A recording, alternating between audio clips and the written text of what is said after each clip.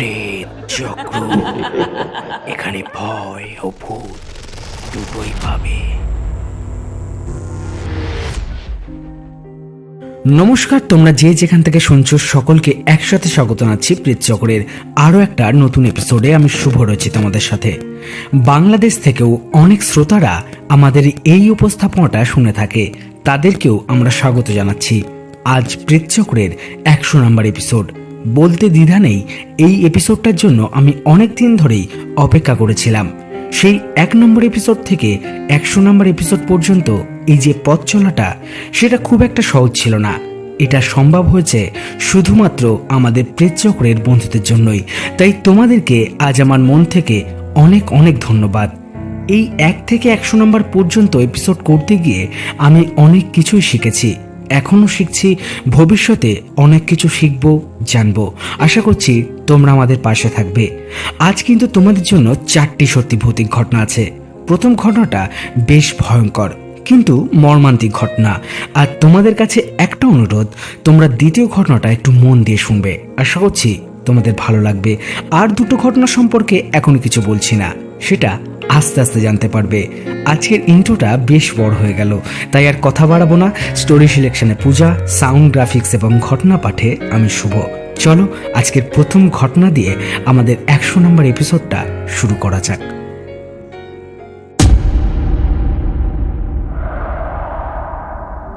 আসসালামু আলাইকুম ভাই, আমি বাংলাদেশ থেকে তোমারও প্রেত চক্রের একজন বড় শ্রোতা।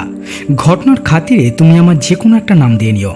শুভদা, আজ আমি যে ঘটনাটা বলবো, বা বলা ভালো যে ঘটনাটা তোমায় লিখতে যাচ্ছি, সেই ঘটনাটা আমার 2 বান্ধবীর সাথে ঘটে। ঘটনাটা তুমি পুরো পড়লে আশ্চর্য হবে। আর এতটুকু বলতে পারি, প্রেত চক্রের সকল শ্রোতারা অবাক হওয়ার সাথে সাথে প্রচণ্ড ভয় পাবে। মেয়েরা যে মেয়েদের এত বড় শত্রু হয়, সেটা পুরোপুরি সত্যি না হলেও কিছুটা অংশে সত্যি। কারণটা জানতে হলে পুরো ঘটনাটা জানতে হবে। এবার ঘটনায় আসি। আমরা 3 জন বান্ধবী ছিলাম, বেস্ট ফ্রেন্ড। ঘটনার খাতিরে আমি তাদের নাম দিলাম শম্পা এবং রুমা। আমি, শম্পা এবং রুম্পা 3 জন ছিলাম খুব কাছের বান্ধবী। আমরা কেউ কারোর থেকে কোনো কথা লুকাতাম না। ছোটবেলা থেকে একসঙ্গে পড়েছি, এমনকি টিউশন পড়তে একসঙ্গে যেতাম। তারপর আমরা একসাথে কলেজে উঠলাম, কোয়েট কলেজ। এর আগে আমরা গার্লস হাই স্কুলে পড়েছি, কখনো কোয়েটে পড়িনি। কলেজে প্রথম দিন আমরা খুব সেজেগুজে গেলাম। অনেক নতুন বন্ধু হলো। নতুন নতুন কলেজে যেতে বেশ মজা লাগতো। আস্তে আস্তে অনেক ছেলেদের সাথেও বন্ধুত্ব হলো। অনেক ছেলে বন্ধুর মধ্যে আকাশ নামের একটি ছেলে, ছদ্মনাম, ও ছিল একটু স্পেশাল। কারণ ও শম্পাকে পছন্দ করত, আর শম্পাও আকাশকে মনে মনে পছন্দ করে, সেটা আমরা বুঝতে পারতাম। এখানে একটা টুইস্ট আছে, রুমাও কিন্তু আকাশকে মনে মনে পছন্দ করত। ও প্রথমে আমাদের না বললেও পরে জানতে পেরেছি, সেটা আস্তে আস্তে জানতে পারবে। তো এক সময় আকাশ ও শম্পার সম্পর্কটা হয়ে যায়। আস্তে আস্তে ওদের সম্পর্কটা গভীর হয়। আমি, শম্পা ও রুমা, আমরা 3 জন ও আকাশের বেস্ট ফ্রেন্ড, মোট 5 জন আমরা প্রায় ঘুরতে যেতাম। আকাশের ওই বেস্ট ফ্রেন্ডের সাথে পরে আমার সম্পর্ক হয়। যাই হোক, এবার মূল ঘটনাটা বলি। আগেই বলেছি, রুমা মনে মনে আকাশকে ভালোবাসতো, কিন্তু কেউ কাউকে বলতো না। আকাশ যেহেতু শম্পাকে পছন্দ করত, তাই রুমা শম্পার ওপর খুব রেগেছিল। একদিন ওই কারণে শম্পা ও রুমার মধ্যে খুব ঝগড়া হয় ও কথা কাটাকাটিও হয়। আমি দুজনকেই থামানোর চেষ্টা করি, কিন্তু যখন দেখি কেউ শান্ত হচ্ছে না, তখন আমি শম্পাকে নিয়ে চলে আসি। তখনকার মতো ঘটনাটা এইখানেই শেষ। এর ঠিক 2 দিন পরের ঘটনা। রুমা শম্পাকে সরি বলতে তাদের বাড়িতে যায়। শম্পাও তাকে নিজের রুমে নিয়ে যায়, কিন্তু শম্পা জানতো না তার সাথে কি ঘটতে যাচ্ছে। শম্পাদের ঘরটা ছিল টিনের। 2টো ঘর ছিল। একটা ঘরে রুমা বসেছিল, আর একটা ঘর ছিল ফাঁকা। শম্পা তখন সবে স্নান করে এসেছে। তো শম্পা রুমাকে বলল, তুই বস, আমি জামা কাপড়টা চেঞ্জ করে আসি বলে শম্পা অন্য রুমে চলে যায়। ওই সময় শম্পার ফোনটা রুমা যেই ঘরে বসেছিল ওই ঘরেতেই ছিল। রুমা ফোনের পাসওয়ার্ড জানতো। তখন রুমা কি করে, শম্পার ফোনটা হাতে নিয়ে লক খুলে শম্পার ফোন দিয়ে শম্পার একটা নিউড ভিডিও গোপনে রেকর্ডিং করে নেয়। করবার পর ওই ফোন দিয়েই কলেজের একটা গ্রুপে ভিডিওটা শেয়ার করে দেয়। শেয়ার করবার পর ফোন থেকে ভিডিওটা ডিলিট করে দেয়। অথচ শম্পা এইসব সম্পর্কে কিছুই জানতো না। শম্পা ড্রেস চেঞ্জ করে যখন রুমার সাথে গল্প করার জন্য আসে, তখন রুমা কিছু একটা ছুতো বানিয়ে ওইখান থেকে চলে আসে। এর প্রায় 1 ঘন্টা পরের ঘটনা। শম্পার বয়ফ্রেন্ড শম্পাকে ফোন করে ওই ভিডিও সম্পর্কে জিজ্ঞাসা করে। শম্পা তো পুরো অবাক। ও বলে হতেই পারে না এই ব্যাপারটা। তখন ওকে কলেজের গ্রুপে গিয়ে দেখতে বলে। আমিও ভিডিওটা দেখেছিলাম। অবাক হয়ে শম্পাকে ফোন করেছিলাম, কিন্তু শম্পা ফোন ধরেনি। তখন ওর বাড়িতে ছুটে যায়, কিন্তু ও আমার সাথে দেখা করেনি। পরে জানতে পেরেছিলাম ওর বাড়ির লোক পুলিশকে কমপ্লেন করেছিল। শম্পাকে ওর বাড়ির লোক খুব ভালোবাসতো, বিশেষ করে ওর বাবা। আকাশ যখন শম্পার কথাগুলো বিশ্বাস না করে ব্রেকআপ করে নিল, আর পাড়া প্রতিবেশীরা টিটকারি ও কুকথায় জর্জরিত হয়ে, শম্পা চরম সিদ্ধান্ত নিল। একদিন সকালে ওর রুমের সিলিং ফ্যানের সাথে ঝুলন্ত অবস্থায় ওর মৃতদেহটা পাওয়া গেল।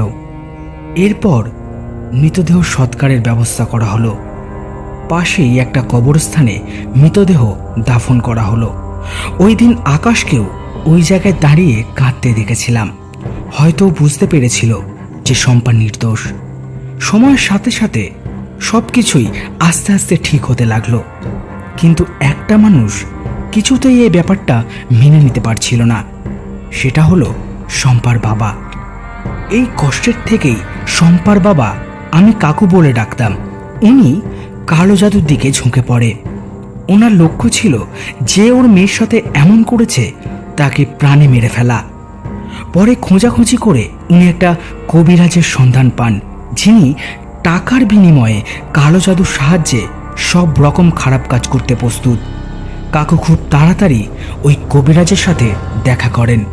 দেখা করে তাকে পুরো ঘটনাটা বলে, আর এও জানায় যে তার মেয়ের বয়ফ্রেন্ড হয়তো এই কাজটা করে থাকতে পারে। কিন্তু কবিরাজ কাকুর কাছ থেকে শোনা ঘটনাটা নাকচ করে বলে, তুই জানতে চাস কে তোর মেয়ের এই অবস্থার জন্য দায়ী? কাকু মাথা নাড়ল। ওই কবিরাজ বলে, তোর মেয়ের ওই অবস্থার জন্য দায়ী ওর একজন বান্ধবী, রুনু। কথাটা শুনে কাকু খুব অবাক হয়। যাকে মেয়ের মতন ভালোবাসলো সেই কিনা? কবিরাজ এবার বলে, তুই কি এখন ওই মেয়েটাকে মারতে চাস? কাকু বলল, হ্যাঁ চাই। যে আমার মেয়ের মৃত্যুর জন্য দায়ী তাকে আমি মারব। শুনে কবিরাজ বলে, তাহলে তোকে কটা জিনিস জোগাড় করতে হবে, যেমন রুনুর মাথার চুল, ওর পরনের জামা কাপড়ের টুকরো, এইসব। শেষে কবিরাজ বলে, একটা কথা মনে রাখবি, কালো জাদু হলো আগুন নিয়ে খেলা। সব ঠিকঠাক না হলে তোর নিজেরই মৃত্যু হতে পারে, আর এমন অনেক ভয়ানক কাজ তোকে করতে হতে পারে যেটা করতে গিয়ে নিজের আত্মা পর্যন্ত কেঁপে উঠবে। যদি রাজি থাকিস বল, তাহলে আমি তোকে সাহায্য করব, না হলে এখান থেকে চলে যা। কাকু সব শর্তে রাজি হয়। তারপর কাকু অনেক কষ্টে রুনুর মাথার চুল জোগাড় করে, তার জামা কাপড়ের টুকরো জোগাড় করে। সেই সমস্ত জিনিসগুলো নিয়ে কাকু একদিন কবিরাজের কাছে যায়।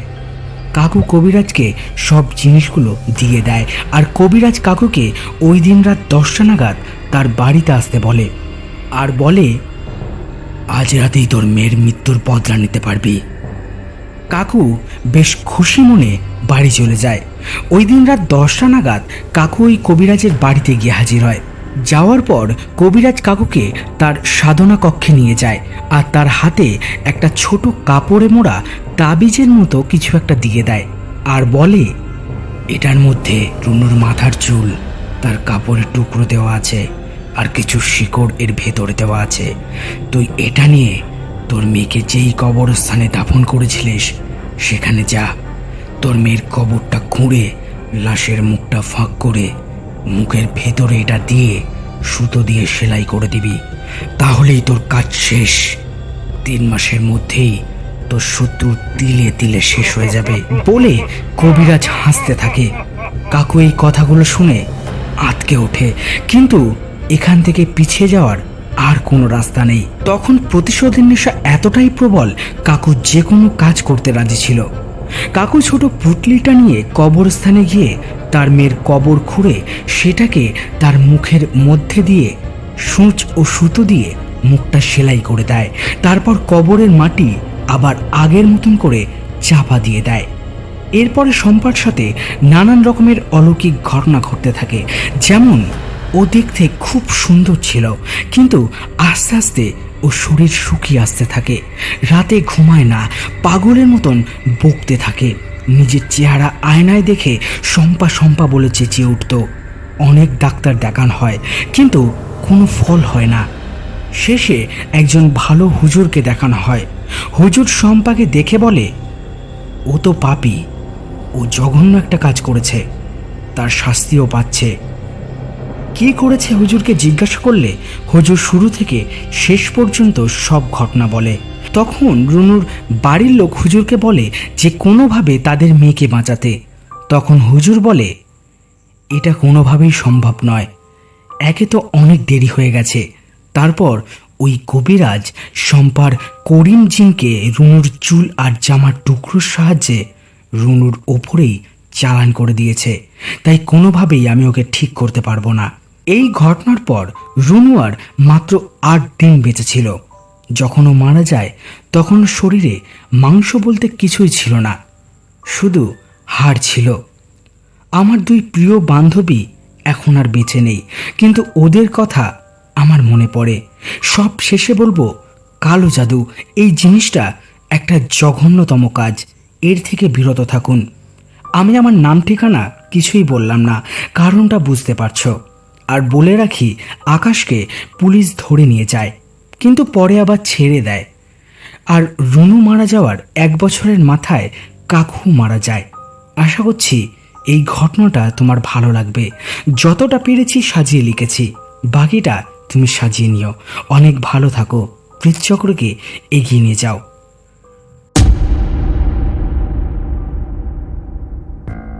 আজকের প্রথম ঘটনাটা তোমাদের কেমন লাগলো?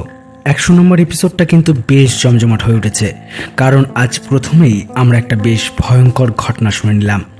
আমাদের আজকের এপিসোডটা তোমাদের কেমন লাগছে? আশা করছি বেশ ভালোই লাগছে। যদি ভালো লেগে থাকে তাহলে তোমরা লাইক করে দাও, কমেন্ট করে জানাও এপিসোডটা তোমাদের কেমন লাগছে। আর আমাদের চ্যানেলে যদি নতুন হয়ে থাকো তাহলে আমাদের চ্যানেলটা সাবস্ক্রাইব করে আমাদের পাশে থাকবে। এই ঘটনাগুলো শুনে যদি তোমাদের মনে হয় তোমাদের কাছেও কোনো সত্যি ভৌতিক ঘটনা আছে, সেই ঘটনাগুলো খুব সহজে লিখে তোমরা আমাদের কাছে পাঠিয়ে দিতে পারো। মেল করতে পারো আমাদেরকে pretchakro23@gmail.com বা হোয়াটসঅ্যাপ করতে পারো আমাদেরকে। হোয়াটসঅ্যাপ নাম্বার ডিসক্রিপশনে দেওয়া আছে। প্রথম ঘটনাটা যেমন তোমরা মন দিয়ে শুনেছ, এবার দ্বিতীয় ঘটনাটা তোমরা একটু মন দিয়ে শুনবে। আশা করছি ঘটনাটা তোমাদের ভালো লাগবে। চলো দেরি না করে দ্বিতীয় ঘটনাটা শুনে ফেলি। নমস্কার প্রেতচক্রের সকল বন্ধুরা, আশা করছি ভালো আছো। আমি নিজের নাম ঠিকানা একদম ঘটনা শেষে বলবো। আজ আমি আমার বড় মাসির বড় মেয়ে, বা সোজা ভাষায় বলা ভালো আমার বড়দির সাথে ঘটে যাওয়া একটা খুব মর্মান্তিক ও ভয়ঙ্কর ঘটনা শেয়ার করতে চলেছি। ঘটনাটা তোমাদের অবাক করে দেবে। মায়ের ভালোবাসা, মৃত্যুর পরেও সন্তানের প্রতি মায়ের যে টান, এই ঘটনাটা সামনাসামনি না দেখলে হয়তো বিশ্বাসই করতে পারতাম না। ঘটনাটা আমি ও আমার পুরো পরিবার সামনে থেকে দেখেছি। এবার ঘটনাটা লিখছি। আমার বড় মাসির 2 মেয়ে। শুনেছি আমি যখন জন্মগ্রহণ করি তার 1 সপ্তাহ পরে মেশো সাপের কামড়ে মারা গেছে। বড়দি আমায় খুব ভালোবাসত। আমার ভাই তখন অনেক ছোট, ছোটদির বয়স তখন অনেক কম। যেহেতু মেশো বেঁচে নেই, তাই আমার বাবা ও মামার বাড়ির সবাই মিলে বেশ ভালো একটা ফ্যামিলিতে দিদির বিয়ে দিল। বিয়ের পর দিদির সংসার বেশ ভালোই যাচ্ছিল। আমি মাঝে মাঝে দিদির বাড়িতে ঘুরতে যেতাম, বেশ মজা হতো। আমি আস্তে আস্তে বড় হই, দিদির বাড়িতে যাওয়া কমে যায়। দিদির বিয়ে হয়েছে প্রায় 10 বছর হয়ে গেছে, কিন্তু দুঃখের বিষয় এই 10 বছরে দিদির কোনো সন্তান হয়নি। এই নিয়ে দিদির সংসারে খুব ঝামেলা হতো। দিদি মাঝে মাঝেই এখানে এসে কান্না করত। আমাদের বাড়ির লোকেরা বুঝিয়ে সুঝিয়ে আবার দিদিকে পাঠিয়ে দিত। আমার জামাইবাবুর একটা ভাই ছিল, তখনও সে বিয়ে করেনি। তো জামাইবাবুর বাড়ির লোকেরা সবাই মিলে একটা ভালো মেয়ে দেখে তার ভাইয়ের বিয়ে দিয়ে দেয়। মেয়েটার গায়ের রং কালো, দেখতে মোটামুটি, কিন্তু মনটা একদম খাঁটি। কথা দিয়েই মানুষের মন জয় করে নিতে পারত। আমার দিদি এমন একজন যা পেয়ে খুব খুশি। যা কম, বান্ধবী ছিল বেশি। এরপর থেকে দিদি বেশ হাসি খুশি থাকতো। সম্পর্কে যেহেতু দিদির যা, তাই আমিও তাকে দিদি বলে ডাকতাম। আর পুটুদি ডাকনাম আমায় ভাই বলে ডাকতো। খুব ভালোবাসতো আমায়। আমার দিদিরা 2 বোন, আর পুটু দিদিরও কোনো ভাই ছিল না, তাই সেও আমাকে নিজের ভাইয়ের মতন ভালোবাসতো। এমনকি প্রত্যেক বছর আমাকে ভাইকে ভাই ফোঁটা দিতে আসতো। দিনগুলো যে কতটা খুশির ছিল বোঝাতে পারবো না। পুটু দিদির বিয়ের প্রায় 2 বছরের মাথায় তার একটা মেয়ে হলো। বাড়িতে বাচ্চার অভাবটা মিটে গেল। আমার দিদি তো তাকে নিজের সন্তান মনে করে মানুষ করতে লাগলো। এতটা পর্যন্ত সব ঠিকঠাক ছিল, কিন্তু ওই বলে না, সবার কপালে সবকিছু সহ্য হয় না, এই কথাটা অনেকটাই সত্যি। এবার সেই দুঃখের ঘটনাটার বর্ণনা করব, যেটা আজও মাঝে মাঝে আমার মন খারাপ করে দিয়ে যায়। পুটু দিদির মেয়ের বয়স তখন 3 বছর। তখন দিদি আবার প্রেগনেন্ট হয়। বাড়ির সবাই খবরটা শুনে খুব খুশি। তারা সবাই ভাবে আরও একটা নতুন সদস্য আসতে চলেছে তাদের পরিবারের। ডেলিভারির সময় কাছেই একটা হাসপাতালে দিদিকে ভর্তি করা হলো। পরদিন ভোরবেলায় দিদিকে ওটি রুমে নিয়ে যাওয়া হলো। বাইরে বাড়ির লোক সবাই ওয়েট করছে। নার্স কিছুক্ষণ পরে সে খবর দিল ছেলে হয়েছে। যখন সবাই খুশিতে আত্মহারা, তখন নার্সকে দিদির কথা জিজ্ঞাসা করলে নার্স বলল, দিদি মারা গেছে। সবাই এক মুহূর্তে চুপ হয়ে গেল আর ভাবতে থাকলো যে কি এমন হলো যে দিদি মারা গেল। সব কিছুই তো ঠিকঠাক ছিল। তখন জামাইবাবুরা হসপিটালে খুব ঝামেলা করলো। শেষে ডাক্তাররা দোষ স্বীকার করে। এইসব ঘটনা তখন আমরা কিছুই জানতাম না। আমার কাছে বেলা 10টায় ফোন আসে। তারপর আমি আমার মামার বাড়িতে ফোন করে ঘটনাটা জানাই। একটু পরে আমি যেমন তেমন করে রেডি হয়ে সাইকেল নিয়ে বেরিয়ে পড়ি। সাইকেল নিয়ে দিদির বাড়ি যেতে 30 মিনিট সময় লাগতো। আমি যখন দিদির বাড়িতে পৌঁছালাম তখন সময় ওই 11টা। দিদি মারা গিয়েছিল ভোরবেলা, তাই 10টা নাগাদ বডি দিয়ে দেয়। আমি পৌঁছাবার কিছুক্ষণ পরেই দিদির দেহ আর সদ্য জন্মগ্রহণ করা সন্তানটিকে নিয়ে আমার জামাইবাবু গেট দিয়ে ঢুকছে। আমার দিদি কাঁদতে কাঁদতে দৌড়ে গিয়ে বাচ্চাটিকে কোলে নিয়ে নেয়, নিয়ে হাউমাউ করে কাঁদতে থাকে। এই দৃশ্য দেখে কেউ তার চোখের জল আটকে রাখতে পারল না। তারপরেই অনেকজন মিলে দিদির মৃতদেহটা নিয়ে এলো উঠানে। আমার বড়দি এক হাতে বাচ্চাটিকে আঁকড়ে ধরে মৃতদেহটির বুকের ওপর হুমড়ি খেয়ে পড়ল, আর এত জোরে পড়ল যে মৃতদেহটা যেই খাটে শোয়ানো ছিল সেটার নিচের দিকটা ভেঙে গেল। দিদি প্রচণ্ড কাঁদতে লাগলো, সঙ্গে বাকি সবাই। এরপরে মৃতদেহ নিয়ে সবাই শ্মশানের দিকে রওনা হই। আধ ঘন্টার মধ্যে পৌঁছে যাই। মৃতদেহ সৎকারের কাজ শুরু হয়। যখন দাহ কাজ একদম শেষের দিকে, ওই সময় দিদির বাড়ি থেকে একজন আমায় ফোন করে বলে দিদি যেন কেমন করছে। আমি ঘটনাটা আমার বাবাকে বলি। তারপরে বাবা আমাকে নিয়ে ওইখান থেকে সাইকেল নিয়ে দিদির বাড়িতে যায়। আমরা যখন দিদির বাড়িতে গিয়ে পৌঁছালাম, দেখলাম দিদি এলোমেলো চুলে অদ্ভুত রকম ভঙ্গিতে বসে আছে, আর চারদিক দিয়ে কয়েকজন মহিলা তাকে ধরে রেখেছে। মুখ দিয়ে সাদা সাদা গ্যাজলা বেরোচ্ছে। আমি আর বাবা দুজনে মিলে যখন দিদির সামনে আসলাম, দিদি আমাদের দেখে বলল, তোরা তো আমার শরীরটা আগুনে পুড়িয়ে দিলি। আমার শরীর এখন ভীষণ জ্বালা দিচ্ছে। আমার শরীরটা পুড়ে কালো হয়ে গেছে, এখন শুধু হাড় পড়ে আছে। দিদি যখন আমাদের দিকে তাকিয়ে এই কথাগুলো বলছিল, আমি লক্ষ্য করলাম দিদির চোখগুলো পুরো লাল, আর তার গলার স্বর হালকা পরিবর্তন হয়ে গেছে। আমার দিদির বলা কথাগুলো শুনে বেশ অবাক হলাম। তারপর দিদি আবার বলল, আমার খোকাকে একটু আমার কাছে দাও না। ও যখন জন্মালো আমি ওকে একটু আদর করতে পারিনি, ওর মুখটাও দেখতে পাইনি। আমার খোকাকে আমার একটু কাছে দিবি? এই কথাগুলো বলে একটা অসহায় মায়ের মতো হাত দুটো তার সামনে থাকা লোকগুলোর দিকে বাড়িয়ে দেয়। কিন্তু সবাই ভয় পাচ্ছিল, কারণ তারা বুঝতে পেরেছিল পুটু দিদির আত্মা আমার বর্দির উপরে ভর করেছে। ওই কারণে বাচ্চাটিকে কেউ আমার দিদির করে দিতে ভরসা পাচ্ছিল না। আমাদের হিন্দুদের মধ্যে একটা নিয়ম আছে, মৃতদেহ দাহ করার পর তার অস্থি গঙ্গায় বিসর্জন করতে হয়। ওই দিকে যখন মৃতদেহর অস্থি গঙ্গায় বিসর্জন করা হয়, ঠিক ওই সময় আমার দিদি অজ্ঞান হয়ে সেখানে পড়ে যায়। যখন তার জ্ঞান ফিরল, কিছুক্ষণ আগে ঘটে যাওয়া কথাগুলো আমার দিদির মনে ছিল না। যাই হোক, ওই দিনটা কেটে গেল। এর ঠিক 15 দিন পর শ্রাদ্ধ শান্তির কাজ সম্পন্ন করা হবে। দিদি ওই কটা দিন স্বাভাবিক ছিল। তার নিজের যেহেতু কোনো সন্তান ছিল না, তাই সে ছোট বাচ্চাটিকে নিজের সন্তান মনে করে তার যত্ন নেওয়া শুরু করলো। এইভাবে 14টা দিন কাটল।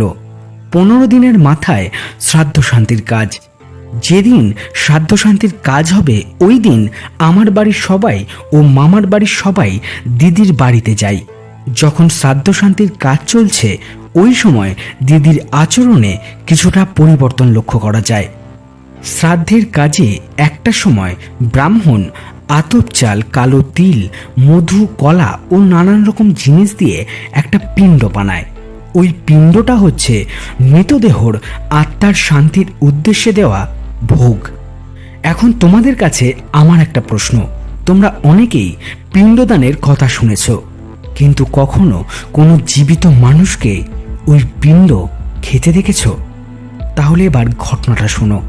আমি আগেই বলেছি ওই সময় আমার দিদির আচরণে কিছুটা পরিবর্তন লক্ষ্য করা যায়। সে কিছুটা দূরে দাঁড়িয়ে পিণ্ডদান করার ব্যাপারটা দেখছিল। তারপর হঠাৎই দৌড়ে এসে ওইখানে বসে ওই পিণ্ডগুলো হাতে তুলে নেয় আর সেগুলো খেতে শুরু করে। এই দৃশ্য দেখে আশেপাশের সবাই চমকে যায়, অনেক ভয় পেয়ে চিৎকার করে ওঠে। এমনকি যে ব্রাহ্মণ সেখানে উপস্থিত ছিল সে পর্যন্ত চমকে যায়। তখন উনি হাতে কিছুটা জল নিয়ে কিছু একটা মন্ত্র পড়ে আমার দিদির দিকে ছুঁড়ে দেয়। তারপরেই দিদি অজ্ঞান হয়ে যায়। যখন তার জ্ঞান ফেরে তার কিছুই মনে ছিল না। ব্রাহ্মণ মশাই পরে বলেছিল পারলে ভালো একটা ভূতের রোজাকে এনে ভূত ছাড়াতে।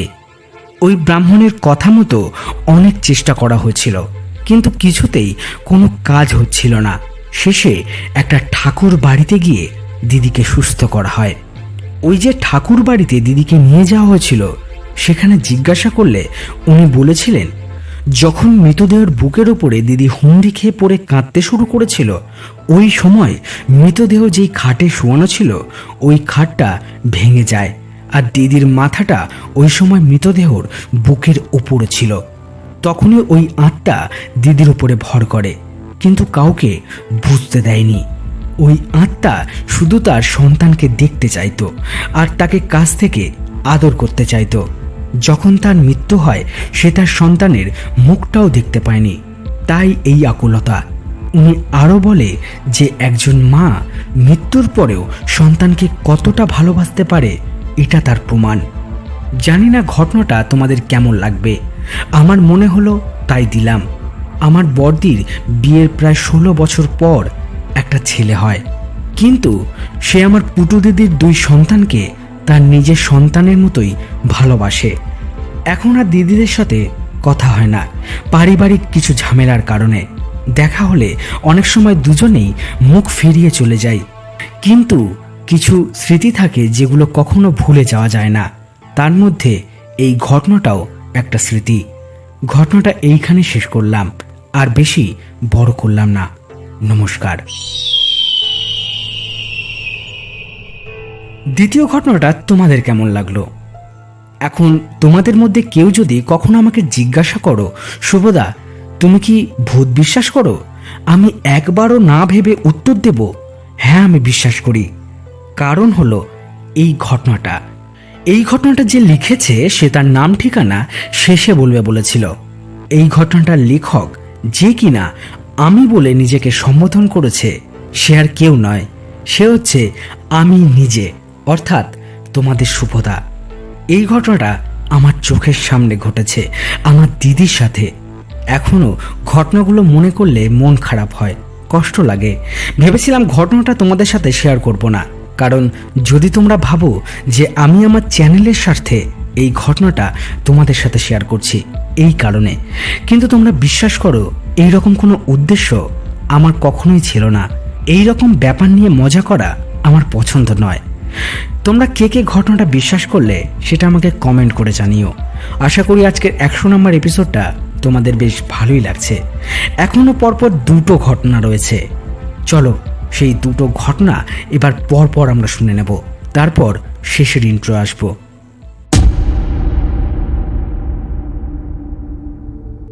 নমস্কার দাদা, আমি শ্বেতা। সবার প্রথমে তোমাকে কংগ্রাচুলেশন জানাই প্রেতচক্রের 100 নম্বর এপিসোডের জন্য। তুমি এইভাবে আমাদেরকে নতুন নতুন ঘটনা উপহার দিতে থাকো আর প্রেতচক্রকে এগিয়ে নিয়ে যাও। আজ আমি আমাদের পাড়ার একটা দাদুর সাথে ঘটে যাওয়া একটা অদ্ভুত ঘটনা তোমার সাথে শেয়ার করছি। যদি তোমার ভালো লাগে তাহলে প্লিজ 100 নম্বর এপিসোডে ঘটনাটা শুনিও আর আমার নামটা নিও। ঘটনাটা যখন ঘটেছিল তখন ওই দাদুর বয়স 21 কি 22 বছর। দাদু ছিল ভীষণ সুন্দর দেখতে, যেমন লম্বা চওড়া সেরকম গায়ের রং। দাদু ছিল ভীষণ ডানপিটে, তার শরীরে ভয় ডর বলে কিছুই ছিল না। শুধু দাদু নয়, দাদুর কয়েকজন বন্ধুও ছিল দাদুর মতোই সাহসী। দাদু ও দাদুর বন্ধুরা সকালবেলায় দেখে আসতো কোন গাছে ভালো ফল রয়েছে এবং তারা রাতের বেলায় গিয়ে সেই গাছের ফল চুরি করে নিয়ে আসতো। এবং তাদের একটা জায়গা ছিল, ওখানে একটা ছোট খড় দিয়ে কুড়ে ঘর বানানো ছিল, ওখানে সব বন্ধুরা বসে ফলগুলো ভাগ করে খেত। দাদু যেভাবে ঘটনাটা আমায় বলেছিল আমি এখানে সেইভাবে লিখছি, দাদুর জায়গায় আমি বলে লিখছি।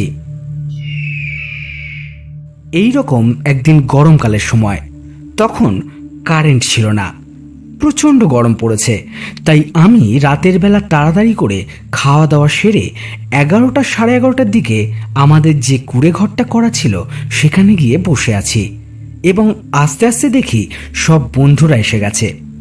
আমরা মোট 5 জন এক জায়গায় হয়েছি। এখন রাত যখন আরেকটু বেড়েছে তখন আমরা বললাম, চল সকালবেলা দেখেছি নিমাই কাকাদের নারকেল গাছে অনেক ডাব হয়েছে, ডাবগুলো পেরে নিয়ে এসে খাবো। এই বলে আমরা গেলাম ডাব পাড়তে। একজন গাছে উঠেছে আর দুজন গাছের নিচে দাঁড়িয়ে আছে। উপর থেকে ডাব ছিঁড়ে ফেলবে আর নিচের দুজন ক্যাচ ধরবে আর দুজন রাস্তায় পাহারা দেবে, দেখবে যে ওই বাড়ির লোকজন আসছে কিনা। এখন উপরে যে গাছে উঠেছে সে ডাবগুলো পেরে নিচে ফেলছে আর নিচে যারা দাঁড়িয়ে আছে তারা দুজন ডাবগুলো বস্তায় ভরছে আর আমি রাস্তায় পাহারা দিচ্ছি। হুট করে আমার খুব জোরে টয়লেট পায়। তখন আমি আমার সাথে থাকা আর এক বন্ধুকে বলি, তুই পাহারা দে, আমি একটু বাথরুম করে আসি। এই বলে আমি ওই রাস্তার থেকে বেরিয়ে একটা বাঁশঝাড় আছে ওখানে গিয়ে বাথরুম করছি। হঠাৎ দেখি বাঁশঝাড়টা খুব জোরে দুলছে, কেউ যদি নাড়ায় যেমন হয় ঠিক তেমন। আমি বাথরুম সেরে বাঁশবাগানের ভেতরে ঢুকি, গিয়ে দেখি যে আমার যে বন্ধুটা নারকেল গাছের ডাব পাড়তে উঠেছিল সে দাঁড়িয়ে দাঁড়িয়ে বাঁশঝাড় নাড়াচ্ছে। আমি ওকে বললাম, কিরে এখানে কি করছিস, তোর ডাব পাড়া শেষ হয়ে গেছে? ও কোনো উত্তর দিচ্ছে না।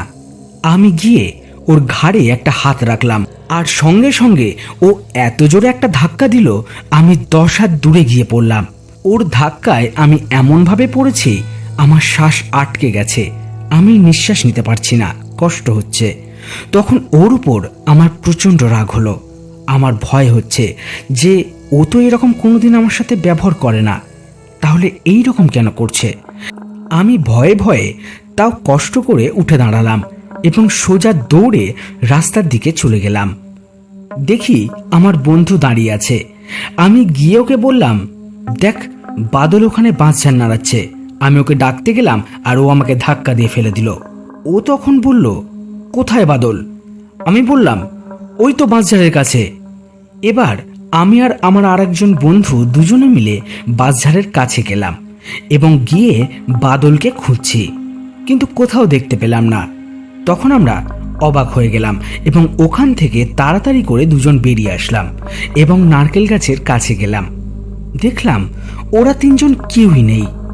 আমরা আবার দৌড়ে মাঠের কাছে গেলাম যেখানে আমাদের কুড়ে ঘরটা করা ছিল। গিয়ে দেখি ওরা তিনজন ওখানেই বসে আছে। ওদেরকে বললাম। ওরা বলল, ডাবপাড়া হয়ে গিয়েছিল তাই নেমে এসেছি, আর নেমে এসে তোদেরকে দেখতে পেলাম না তাই এখানে চলে আসলাম। ওদের আর সেই ঘটনাটা বললাম না। এখন ডাব ভাগ করে খাবো বলে বস্তাটা যেই খুলেছি, তখন দেখি বস্তার মধ্যে একটাও ডাব নেই, শুধু কতগুলো আদলা ইট ভেতরে ভরা আছে। সবাই চমকে গেল। আমরা এত ডাব পারলাম, সেগুলো গেল কোথায়? ওরা পরের দিন সকালবেলা সেই নারকেল গাছের কাছে যায় এবং দেখে গাছে একটাও ডাব নেই। তাহলে সেটা সেই রাতে তাদের সাথে কি ঘটেছিল। এবার আর একটা ঘটনা বলি। সেই ঘটনার এক সপ্তাহ পরে আমি দোকান থেকে বাড়ি ফিরছি। স্টেশনের কাছে আমার মনোহরি দোকান ছিল। আমি যখন রাতের বেলা বাড়ি ফিরতাম, মাঝে মাঝে রিক্সা না পেয়ে হেঁটে হেঁটে আসতাম। তখন মাঝে মাঝে একটা মহিলার সাথে দেখা হতো। সে আমাকে দেখে হাসতো এবং জিজ্ঞাসা করত আমি কেমন আছি। বলতাম ভালো আছি। এই রকমই একদিন আমার দোকান থেকে ফিরতে রাত হয়ে যায়। এখন স্টেশনের পাশে দেখি একটা রিক্সা দাঁড়িয়ে আছে। আমি গিয়ে সেই রিক্সাটায় উঠি এবং কিছুটা দূরে যেতেই দেখি সেই মেয়েটিও দাঁড়িয়ে আছে এবং সেই মেয়েটা রিক্সাটাকে দাঁড় করায় আর বলে, আমি রাতে রিক্সা পাচ্ছি না, আমাকে নিয়ে যাবেন? তখন আমি বলি, ঠিক আছে, রিক্সাওয়ালার অসুবিধা না থাকলে আপনি আমার সাথে যেতে পারেন। তো রিক্সাওয়ালা বলে, ঠিক আছে, এত রাতে বোধহয় রিক্সা পাবেন না, আপনি উঠুন। এখন মহিলাটা আমার পাশে বসেছে। কিছু দূর গিয়েছি, দেখছি একটা অসম্ভব সুন্দর আতরের গন্ধ ওই মহিলাটার গায়ের থেকে বেরাচ্ছে। প্রথমে গন্ধটা আমার বেশ ভালো লাগলো। যত সময় বেড়েছে তত গন্ধটা তীব্র হয়ে উঠেছে। আমি মনে মনে ভাবছি যে রিক্সায় যখন উঠলাম তখন তো এই গন্ধটা মহিলার গা থেকে বের হচ্ছিল না, এখন কেন বের হচ্ছে? গন্ধটা আমার অসহ্য লাগছিল। তাই ভাবলাম আমি মাঝ রাস্তাতেই নেমে যাই। কিন্তু জানি না মহিলাটা আমার মন পড়তে পারল কিনা। মহিলাটা রিক্সাওয়ালাকে বলল, আপনি দাঁড়ান, আমি এখানে নামবো। রিক্সা যেই দাঁড় করালো তখন রিক্সা থেকে মহিলাটা নামলো। সঙ্গে সঙ্গে আর একজন মহিলা রিক্সা থেকে নামলো, তার সাথে আর একজন নামলো। এইরকম পরপর 7 জন নামলো। আমি অবাক হয়ে গেলাম যে রিক্সায় উঠলো একটা মহিলা, এই 7 জন কোথা থেকে আসলো? এটা দেখে রিক্সাওয়ালা তো রিক্সা ফেলে দৌড়ে পালিয়েছে। কিন্তু আমি যেই বাড়ির রাস্তায় যাব তখনই 7 জন আমাকে চারদিক দিয়ে ঘিরে ধরল এবং তারা অস্বাভাবিক সুন্দরী। গায়ের থেকে সেই গন্ধটা বেরোচ্ছে। সেই গন্ধে আমার খুব কষ্ট হচ্ছে। আমি তাদেরকে সরিয়ে দিয়ে চলে যাওয়ার চেষ্টা করছি, কিন্তু তারা আমাকে ঘিরে ধরেছে আর আমার হাত ধরে টানছে, বলছে তোকে আমাদের সাথে যেতেই হবে।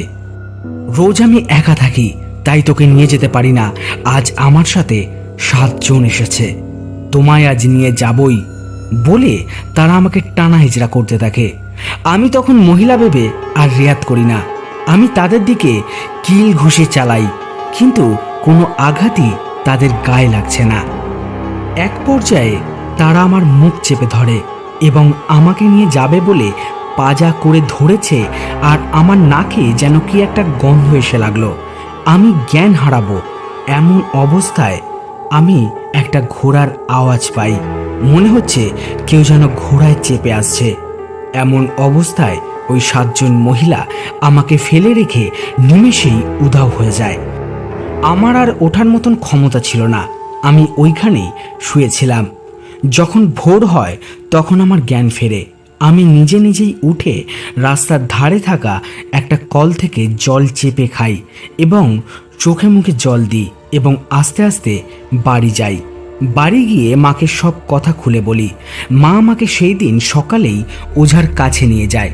সেই ওঝা আমাকে দেখে সমস্ত ঘটনা শুনে বলে, আমার উপরে নাকি 7 জন পরীর নজর পড়েছে। কাল রাতে নাকি তারা আমাকে নিয়ে যাবে বলে ঠিক করেছিল। আর এটাও বলে এগুলো নাকি অশুভ পরী। কাল যখন আমাকে নিয়ে যাবে বলে ওরা ঠিক করেছিল, ওই সময় ওখান থেকে হয়তো কোনো শুভ শক্তি যাচ্ছিল, যার জন্য তারা ভয় পেয়ে আমাকে ফেলে রেখে পালিয়ে যায়। এবং এরপর আমি তাকে আগের সপ্তাহে আমার সাথে ঘটে যাওয়া বাঁশবাগানের ঘটনাটা বলি। তখন সে বলে ওই বাঁশবাগান থেকেই তার নজর নাকি আমার উপরে পড়েছিল।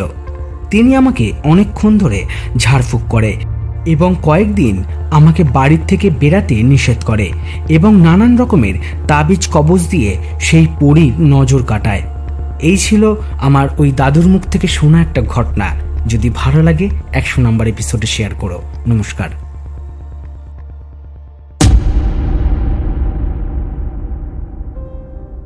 নমস্কার ভাই, আমি পলি। প্রেতচক্রের 100 নম্বর এপিসোডের জন্য একটা ঘটনা পাঠাচ্ছি। ঘটনাটা পড়ে যদি তোমার ভালো লাগে তাহলে প্লিজ সবাইকে শুনিও।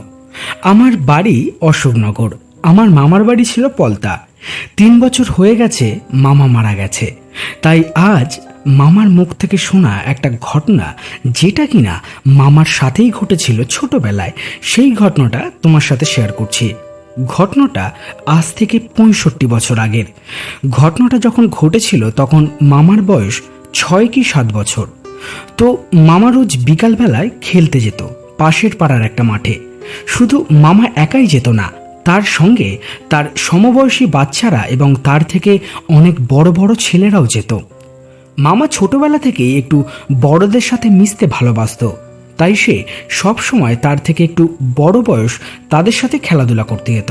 আর মামা পাড়ার বাচ্চাদের মধ্যে সব থেকে ছোট হওয়ায় তাকে সবাই ভালোবাসতো।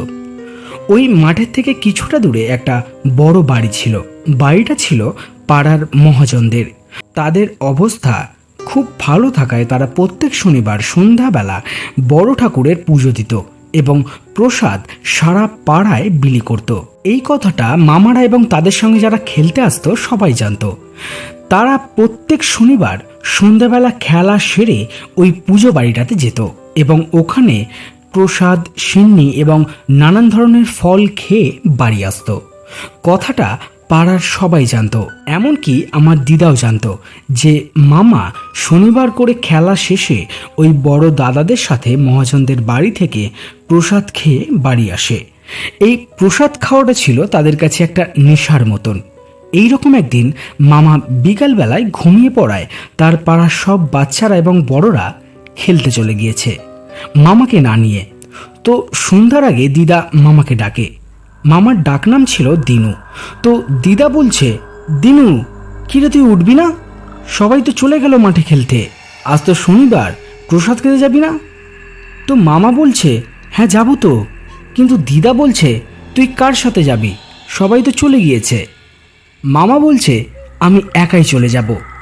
দিদা বলল, না একা যেতে পারবি না। মামা বলল, আমি যেতে পারবো, এখনো তো সন্ধ্যা হয়নি। এই বলে কান্না শুরু করলো। তাই বাধ্য হয়ে দিদা বলল, তাহলে দেখ কেউ আছে নাকি, তাহলে ওদের সঙ্গে যাস। আর যদি কাউকে না দেখতে পাস তাহলে বাড়ি চলে আসিস। আজ আর যেতে হবে না, সামনের সপ্তাহে যাবি। মামা ঠিক আছে বলে বাড়ি থেকে দৌড়ে চলে যায়। কিন্তু রাস্তায় চেনাশোনা কাউকেই পায় না। কিন্তু তাও প্রসাদের লোভে একা একাই ওখানে যাবে বলে ঠিক করলো। মনে মনে ভাবলো যে এটা তো আমার চেনা রাস্তা, রোজ যাই, আজকে না একা একা যাচ্ছি, কিছু হবে না। আর এখনো তো সন্ধ্যা হয়নি। এইরকম ভাবে মামা পাশের পাড়ার দিকে যাচ্ছে। ওইখানে যেতে হলে একটা খেলার মাঠ পড়ে, যেই মাঠে মামারা খেলে। সেই মাঠ পেরিয়ে কিছুটা দূরে একটা মস্ত বাড়ি। আর ওই বাড়িটা অনেক জায়গা জুড়ে, আর তার থেকে আরও অনেকটা দূরে একটা শ্মশান মতন আছে। ওখানে ওই পরিবারেরই লোকজন মারা গেলে পোড়ানো হয়। এটা মামা আগেও দেখেছে, কিন্তু কোনোদিন আগুন জ্বলতে দেখেনি বা জানতো না যে ওটা শ্মশান। আগের শনিবার যেদিন খেলে বাড়ি ফিরছিল তখন দেখেছিল আগুন জ্বলছে। তখন মামা বড়দের জিজ্ঞাসা করলে তারা বলে ওইটা হচ্ছে শ্মশান। এই কথাটা মামা তখনই জেনেছিল। তো মামা দৌড়ে যাচ্ছিল সেই জমিদার বাড়ির দিকে, কিন্তু ওই মস্ত বাড়িটার সামনে এসেছে তখনই পেছন থেকে মামার নাম ধরে একজন মহিলা ডেকে উঠল, এই দিনু শোন। আমার দিদা ছোটবেলা থেকেই সবসময় মামাকে গল্প করত যে কোনোদিন যদি অচেনা কোনো গলায় বা চেনা গলায় রাতের বেলা কেউ যদি তোকে পেছন থেকে ডাকে, পেছন ফিরে তাকাবি না, যা বলার ওইভাবে ওই অবস্থাতেই দাঁড়িয়ে কথা বলবি। মামা দিদার কথা মতো আর পেছনে ফিরে তাকায়নি, ওই অবস্থাতেই দাঁড়িয়ে বলছে, কে তুমি, কে হয়েছে বলো। তখন ওই মহিলাটা বলছে, বলবো তো, তুই পেছনে ফের। মামা বলছে, না, তুই যা বলার এইভাবেই বল। তখন ওই মহিলাটা বলছে, তুই কি খাবি বল, আমি তোকে খাওয়াবো। মামা বলছে, আমি কিছু খাবো না, তোমার কি বলার আছে বলো, না হলে আমি একটা জায়গায় যাচ্ছি, দেরি হয়ে যাচ্ছে। তখন ওই মহিলাটা বলে যে ওইখানে ওই হরেন খুঁড়ো আছে না, ওকে বলবি আমি একা একা এখানে আর থাকতে পারছি না, সে যেন আমার কাছে চলে আসে। মামা তখন বলল, হরেন খুঁড়োকে? মহিলাটা বলল, আমার বর। তখন মামা বলল, তোমার বর যখন তুমি গিয়ে বলো না। মহিলাটা বলল, উপায় নেই, তাই তোকে বলছি, আর তুই এই কথাটা কাউকে বলবি না। এই নে, তোর জন্য মিষ্টি আছে, খা। মামার বয়স তখন কম হওয়ায় মামা লোভের বশবর্তী হয়ে পেছনের দিকে তাকায়, আর পিছনে ফিরতেই যা দেখে সেটা দেখে মামার হৃৎপিণ্ড কেঁপে ওঠে। দেখে মহিলাটা বীভৎস অবস্থায় দাঁড়িয়ে আছে, তার গায়ের সমস্ত চামড়া পোড়া, ঝুলে ঝুলে পড়ছে, মুখের কোনো অংশ অক্ষত নেই, পুরো দলা পাকিয়ে গেছে। একটা চোখের মনি ঠিকরে বাইরে বেরিয়ে এসছে, আর একটা চোখ পুরো চামড়ায় বুজে রয়েছে। হাতে পায়ের আঙুলগুলো সব একটার সাথে একটা জুড়ে রয়েছে, আর পুরো উলঙ্গ অবস্থায় মহিলাটা দাঁড়িয়ে আছে, আর মামার দিকে একটা কি যেন নিয়ে দাঁড়িয়ে আছে। অন্ধকারে ভালোভাবে বোঝা যাচ্ছে না ওটা কি। মহিলাটা বলছে, এই নে মিষ্টি খা, বলে মামার দিকে জিনিসটা ছুঁড়ে মেরেছে। মামা ভয় পেয়ে সোজা ছুট মেরেছে, এক দৌড়ে একদম সেই জমিদার বাড়ির উঠানের কাছে এসে মুখ থুপড়ে পড়েছে, এবং ওইভাবে পড়ায় মামার কপাল, হাত, থুতনি সব কেটে গিয়েছে, এবং মামা অজ্ঞান হয়ে যায়। সঙ্গে সঙ্গে ওখানে থাকা সবাই মামাকে তুলে নিয়ে চোখে মুখে জল ছিটিয়ে দেয়। মামার জ্ঞান ফেরে। সবাই মামাকে জিজ্ঞাসা করে, কি হয়েছে, তুমি এই রকমভাবে দৌড়ে এসছো কেন? তখন মামা তাদেরকে সব কথা খুলে বলে। কথাটা শুনে সেই মহাজন বাড়ির ভেতর থেকে একজন বেরিয়ে আসে, এবং তিনি বলে যে হরেনের বউ, সে তো আগের সপ্তাহে মারা গিয়েছে রান্না করতে গিয়ে, গায়ে আগুন লেগে। তখন আমাদের পাড়ার সব বড় দাদারা আমাকে বলল, চল তোকে আমরা বাড়ি পৌঁছে দিয়ে আসি, আমাদের সাথেই তুই যাবি, কিছু হবে না। তাও মামা খুব ভয় পাচ্ছে ওই রাস্তা দিয়ে বাড়ি যাওয়ার জন্য। সেই মহাজনদের বাড়ির পুরোহিত তখনও সেখানে ছিল।